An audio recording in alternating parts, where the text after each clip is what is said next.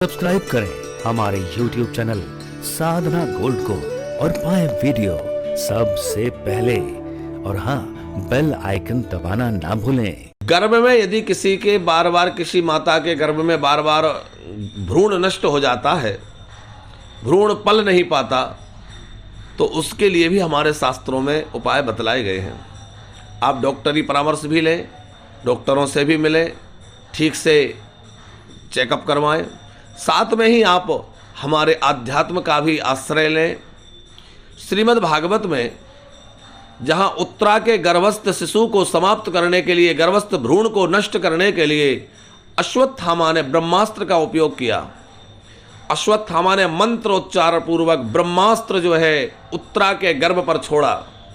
उत्तरा के गर्भ में अभिमन्यु का तेज, वह भ्रूण पल रहा था जो पांडवों का वंशधर था। पांडवों के वंश को आगे बढ़ाने वाले, उन पांडवों की कीर्ति को आगे बढ़ाने वाले वंशधर उस गर्भ में था। उत्तरा ने विचार किया कि यदि ये बालक गर्भ में नष्ट हो गया तो हमारे पांडवों का वंश नष्ट हो जाएगा। इसलिए भगवान से प्रार्थना की है, पाहि पाहि महायोगिन महायोग निधीश्वरे, हे प्रभु आप मेरे गर्भ की रक्षा कीजिए, रक्षा कीजिए। उस समय भगवान द्वारिकानाथ ने जाकर के उत्तरा के गर्भ की रक्षा की। तो जिस मंत्र के द्वारा उत्तरा ने भगवान से अपने गर्भ की रक्षा की प्रार्थना की, वही भागवत का मंत्र आप किसी वैदिक विद्वान ब्राह्मण से, आप किसी भी ब्राह्मण से जो विद्वान हो, सदाचारी हो और अच्छे तरीके से उस मंत्र का जप कर सकें, ऐसे किसी ब्राह्मण के द्वारा आप जो है इस मंत्र का जप करा दीजिए। पाहि पाहि महायोगिन देव देव जगतपते, ये जो मंत्र है श्रीमद् भागवत में, आप पूरा मंत्र गूगल से सर्च करके निकाल सकते हैं, अथवा श्रीमद् भागवत में उत्तरा के गर्भ स्तुति जो गर्भ की रक्षा भगवान ने की है उस प्रकरण में देखकर निकाल सकते हैं, अथवा फ़ोन पर बात करें तो आपको व्हाट्सएप पर भी ये मंत्र भेज दिया जाएगा। तो इस मंत्र के द्वारा आप अपने जो गर्भ में बार बार भ्रूण नष्ट हो जाता है उसकी रक्षा के लिए प्रयोग कर सकते हैं।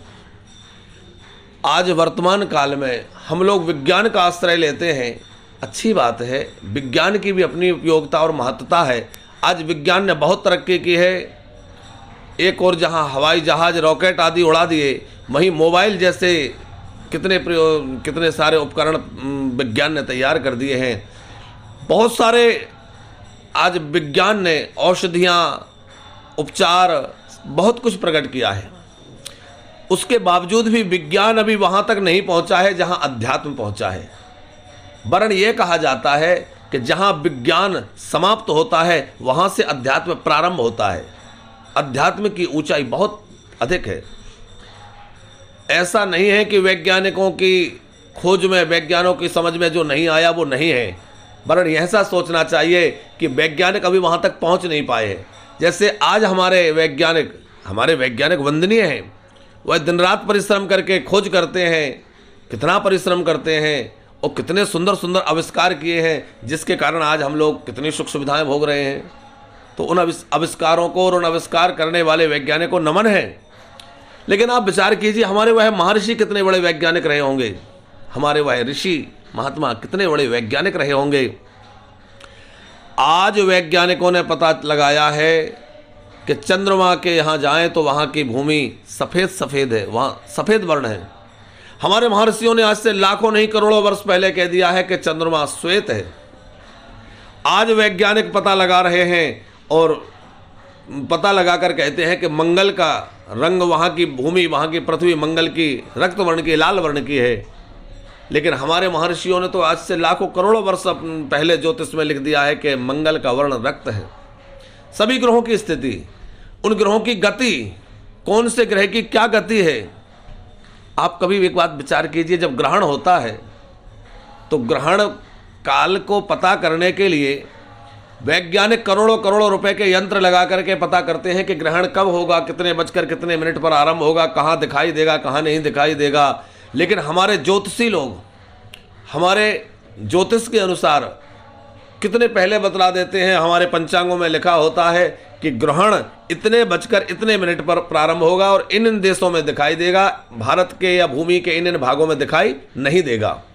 वह बात हमारे महर्षियों ने कैसा चिंतन किया होगा कि ज्योतिष के गणना के अनुसार उसको पूरी तरह से सटीक अनुमान लगा लिया जाता है कि ऐसा ऐसा होगा। तो हमारे महर्षियों का जो विज्ञान है वो बहुत ऊंचा है, हमारे अध्यात्म की जो ऊंचाई है वो बहुत अधिक है। तो हमें निराश नहीं होना चाहिए, हमें अपने अध्यात्म का आश्रय भी विज्ञान के साथ साथ लेना चाहिए। आप डॉक्टरों का परामर्श भी लें, परीक्षण कराएं, स्वास्थ्य परीक्षण के बाद में आप उपचार भी कराएं, लेकिन साथ में आप यह प्रयोग भी अवश्य करिए। जैसा कि आपने प्रश्न किया है तो निश्चित बात है कि आपने डॉक्टरी इलाज करवाया होगा, फिर भी आपको लाभ नहीं मिला। आप भागवत के इस मंत्र का अवश्य प्रयोग करके देखें, निश्चित आपको सफलता मिलेगी। आपको कब करना है? जब, जैसे आपने कहा कि बहू को बार बार बच्चे नष्ट हो जाते हैं, तो बहू जब गर्भ अवस्था में हो और उसका गर्भ वह 1 महीने से अधिक का होने लग जाए, तो आप 1 महीने से अधिक का जैसे ही वह गर्भ हो तो किसी ब्राह्मण के द्वारा यह अनुष्ठान करवाइए। और बहू को भी कहिए कि हो सके तो इस मंत्र को याद कर ले और बार बार भगवान से इस मंत्र के द्वारा स्तुति करती रहे, प्रार्थना करती रहे कि हे भगवान, आप मेरे गर्भ की रक्षा कीजिए। जिस प्रकार भगवान श्री कृष्ण द्वारिकाधीश ने उत्तरा के गर्भ की रक्षा की, उसी प्रकार निश्चित ही वह आपके यहाँ होने वाले उस बालक की भी रक्षा करेंगे और वह बालक स्वस्थ और सुखी होकर के जन्म लेगा। निश्चित लाभ मिलेगा। आप ये प्रयोग करके देखिए।